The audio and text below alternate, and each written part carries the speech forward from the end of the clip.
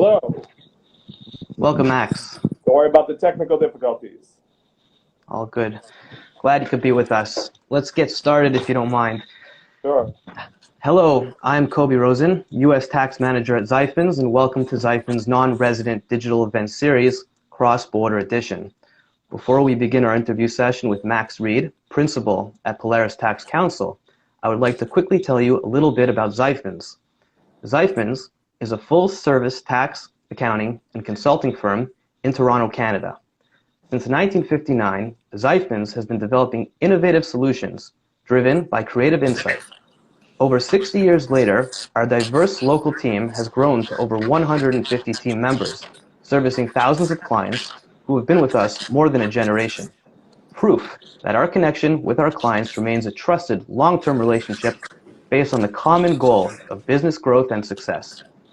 Please feel free to ask questions throughout, and we will try to address as many of them as we can at the end of our interview. With that, I would like to officially introduce you to today's final guest, Max Reed. Max, please tell us a little bit about who you are and what you do. Thanks for having me. So my name is Max Reed, and my apologies for the technical difficulties. This is my first time on Instagram. I'm a cross-border tax attorney based in Vancouver, and essentially our practice is all manner of cross-border corporate and individual tax and estate planning. So if it's a cross-border tax or estate issue, we can help you with it. That's basically what we do. Great. Thank you very much for that, Max. So I've prepared a range of questions for you today that I'm sure our listeners will be interested to hear your insights on. The first one being as follows. What are your predictions relating to U.S. expats living in Canada under a Joe Biden administration? It's a good question. I mean, I think the first comment is, whenever you're speculating about how the U.S. is going to change its rules, it's really just speculating, because the president can say one thing and Congress will do something completely different, and that gets negotiated. That said, the plight of U.S. expats in Canada and elsewhere never seems to get any better. So I'd imagine with the Joe Biden administration, it only gets worse. Whether it gets a little worse or a lot worse remains to be seen. But in particular, I think probably the biggest two changes that the Biden administration might bring would be decreasing the U.S. estate tax exemption from its current 11.58 million down to some historical level, and B, increasing the rate of the tax rate on what we call GILTI, which would make it more onerous for U.S. citizens who are business owners.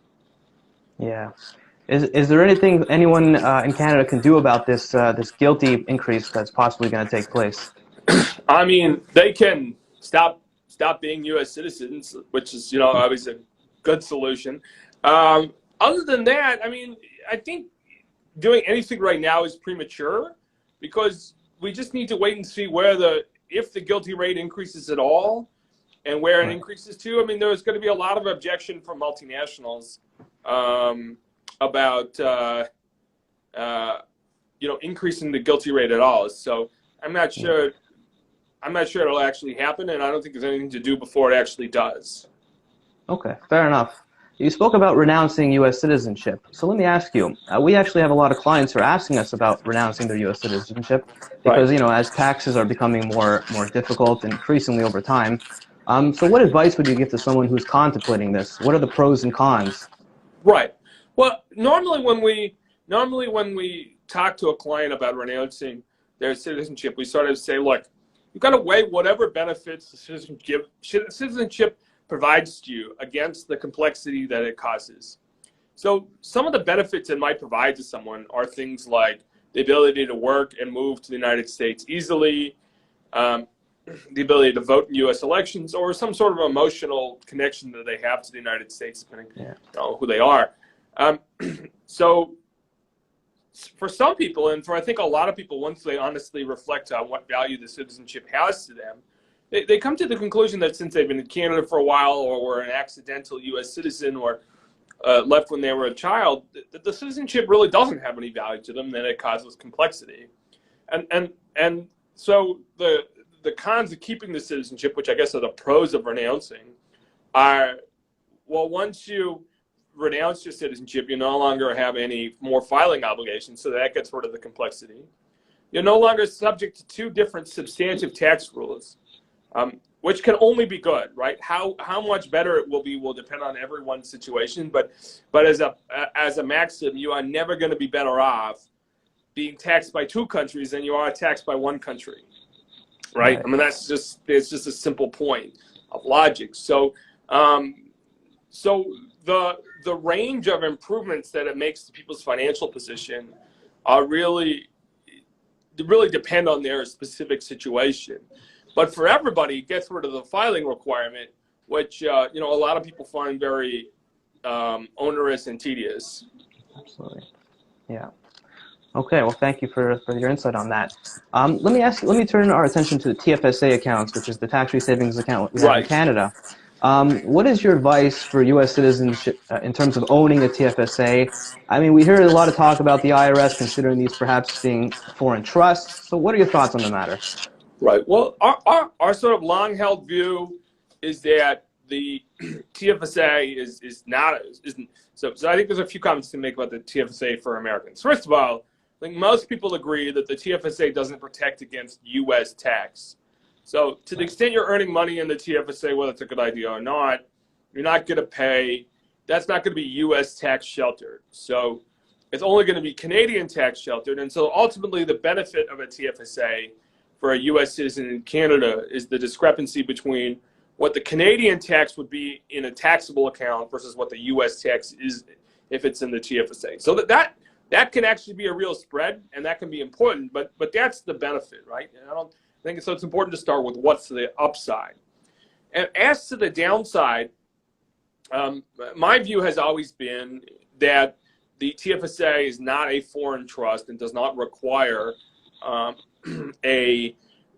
special reporting forms to tell the IRS about. And our firm has been on a bit of a winning streak at the IRS resolving penalties on the basis of that position. We've gotten two, because there's very harsh penalties when you file those forms late. And so once people file the forms late, they come to us and say, please get rid of the penalty.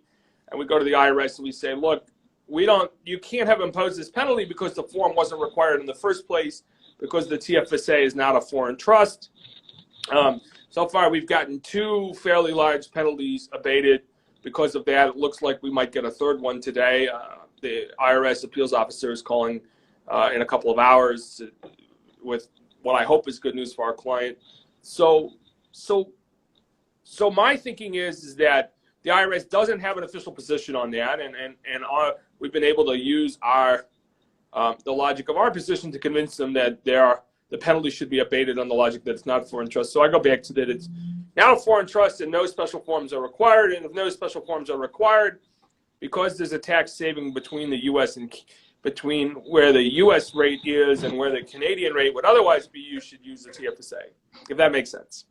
Yes, thank you very much for that insight. I mean, we've also seen a number of penalties arise out of the late filing of these forms, as you mentioned, and it's good to know that there are real positions out there that this is not in fact a trust, and there are moves to make in order to abate these penalties. So thank you for that. Let me ask you, what is your advice for a U.S. citizen living abroad who has not been tax compliant in the past? I know there's several programs out there, amnesty programs, which people can go on, but it seems the IRS might be taking those away slowly over time. One of the biggest programs we see or we look at is the Streamlined program, and we're wondering your thoughts on whether that will remain in the future.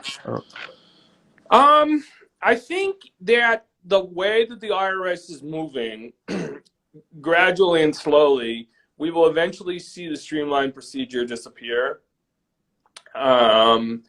because I think that their view is, it's not crazy, that people have had a long time to clean up their U.S. tax exposure, and they've been given a fairly smooth ride into the system through the Streamlined procedure, and so at some point, maybe in the next year or 6 months, they're going to say, look, like, you've all had your chance, and now we're going to take the easy pass lane off the table, and if you're still not caught up, then we're going to make it more difficult. for you. So I think that that's a very real possibility. I mean, a number of senior IRS officials have publicly said that at one form or another, that Streamlined won't be around forever. So I think it's just a question of when and not if. Do you think 6 months to a year is a possibility? It'll be. Yeah, I think 6 months to a year is an absolute possibility. I mean, if I had to be cynical, I think one of the things we're looking at is we wrote an article about this. It's kind of this, which we call the perfect storm for Americans abroad, and there's a couple of factors playing into this that might make things a lot more unpleasant. The first is that now the banks are required to pursue a Social Security number on behalf of U.S. account holders in Canada, and if they don't have a Social Security number, then that gets reported to the IRS, and so the IRS will have a consolidated list of people they know aren't filing. The second is, the quality of the FATCA data is getting better, so the amount of information that IRS has at its fingertips. The third is that there are huge budget deficits in the United States and Canada, but this is American tax reform we're talking about, and limited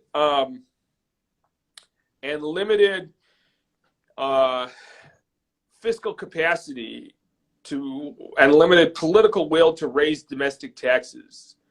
And so I think that expats, especially expat non-filers, especially high net worth expat non-filers, might become a very easy target for tax collections going forward as a revenue raising tool.